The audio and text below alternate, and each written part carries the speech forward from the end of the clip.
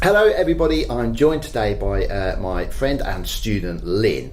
Lynne has recently made this wonderful ukulele with Pete Howlett, who we were very lucky to have on the show before. So Lynne's actually done a week-long course with Pete where she and he built this together. So first of all, Lynne, do you want to just tell us a little bit about the course that you've done with Pete? Okay, yeah, so Pete offers a 6-day course, and it's actually a one-to-one course. So you travel up to North Wales, down near Snowdon, lovely part of the country. You drive all along the coast to get there, into his workshop in Tallysan, and then he does a bit of preparation first, because obviously 6 days is quite a short amount of time for someone that's never made a ukulele before to make one. And then he works through with you for 6 days, and this is what I've come home with. It's a beautiful tenor ukulele, slim body. I sent some ideas first on the fingerboard, so Pete was able to do a lot of that. Pete mainly makes tenors. Okay. He advertised it as a tenor. You had a choice of making it out of cherry or koa. Yeah. And I chose koa. Okay, so front and back koa, yeah? Yeah, front, back, sides are laminated koa. The neck is mahogany, and it's Indian rosewood fretboard and headstock. And interestingly, no sound hole here. No. So what's that all about? So Pete's idea, he actually built another instrument alongside this one and did slightly different bracing on the inside, so he could compare the two. And you've probably seen, if you look at Pete's Facebook page, he's got a Pete Howlett studio. I recommend you follow him there. And he's been trying out different bracing, and he wanted to compare the two, and V bracing or cross bracing. And I think he's coming to the conclusion it doesn't really matter.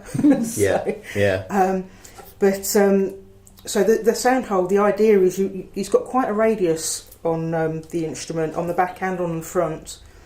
And the sound hole is here, so we've got all of this here to resonate before the sound actually reaches where it's going to come out, I guess. And also, I think the other idea is that you hear more as well, because normally your sound hole's at the front, so the people watching or listening to you can hear you, but you necessarily as the player can't hear as much. So these are becoming very popular. So Pete, he's kind of like recognised as one of the best ukulele builders in the world. You know, he's incredibly well renowned.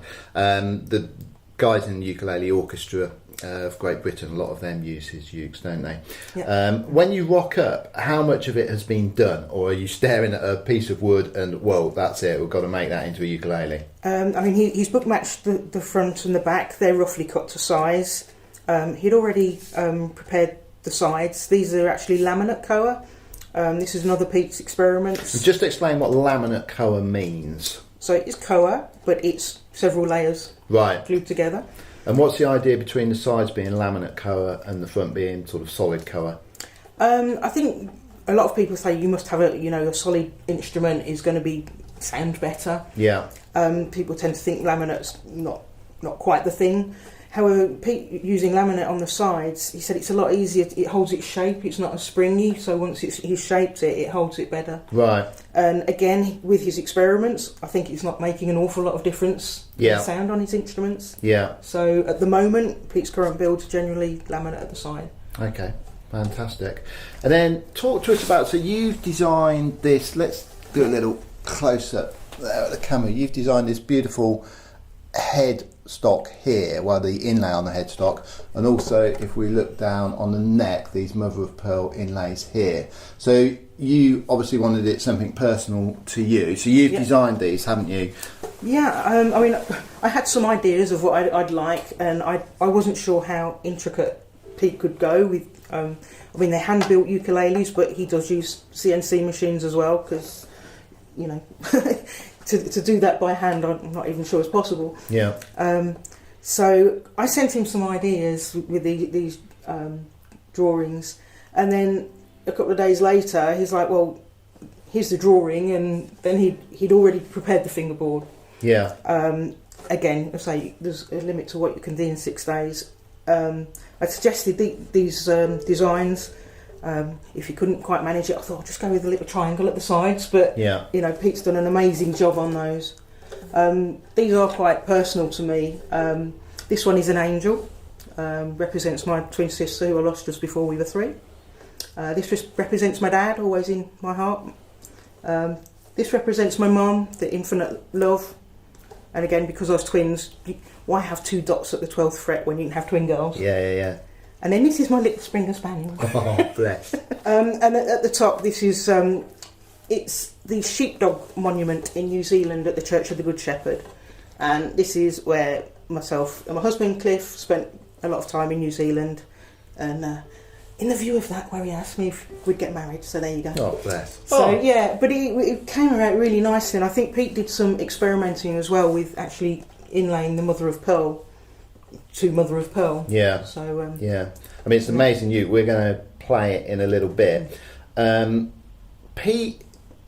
He generally has a waiting list for his ukuleles, but not always. Sometimes he builds some, and occasionally, due to life changes, people drop out of buying them, etc. So he does have some available at the moment. If you want a Pete Howlett ukulele, this is an amazing way to get one, because the courses aren't as expensive as you would imagine, and you get an amazing ukulele, I think, at an incredible price, because you get a Pete Howlett ukulele that you're also involved with. You're learning from, a guy who's at the top of his game. You get to spend a week in Wales as well. So if anybody is thinking they potentially want a Pete Howlett, or they potentially want to learn about how to build ukuleles, I would say this is an ideal course for them. The best bit, I think everyone would probably say this about the course, is the neck carving. Now, Pete's actually got a DVD on neck carving. And this started off as a big rectangular piece of wood. He'd shaped it basically, but you use a half-round file. Incredible, isn't it? Think that and carved out by hand, on the very close supervision of Pete. But it's amazing when it starts to come to life and you're getting the shape coming. And if you do as you're told, it ends up coming out like this. Yeah. But I could see, people get a bit gung-ho and, maybe take a bit too much off. But I think I was a bit timid at times. But it was so nice working with Pete. He was such a generous person. And sometimes we'd sit and chat as we work. But I didn't want to drive him a bit crazy nattering. And then sometimes, we could work in silence, and to find someone you're comfortable with in the same room, just to be working away quietly. And it was a really lovely week, and Pete's so generous with his knowledge. Yeah. Again, if you look at his Facebook page, he's always sharing ideas, and you've got little questions. He's so happy to share his knowledge, of which there's 30 odd years. Yeah. So definitely. Yeah. I mean, it's a beautiful looking uke. I've had a play on it. I really like it. It's fantastic uke. I think we should have a little play of it. We're going to do a duet, and then I'm going to have a little bash on it on my own. So let's get on with that. 2, 3.